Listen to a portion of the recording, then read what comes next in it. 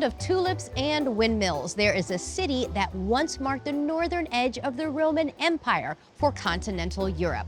And the city's name actually comes from that Roman legacy. Today we're in the Netherlands to get curious about Utrecht. Utrecht is the fourth largest city in the Netherlands and lies just about in the center of the country. As with many Dutch cities and towns, Utrecht is shaped by its picturesque canals. And along those canals, life buzzes along, with swarms of bicycles click-clacking on the cobbled streets and over the charming bridges, and darling shops and cafes lining those peaceful canals. So it's no surprise that Utrecht is often described as the cozier version of Amsterdam or Venice.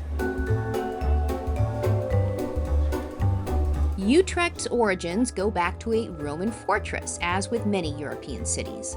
Its Roman name, Trajectum ad Rhenum, meaning ford on the Rhine, later became Ultrajectum, and then we get the name Utrecht.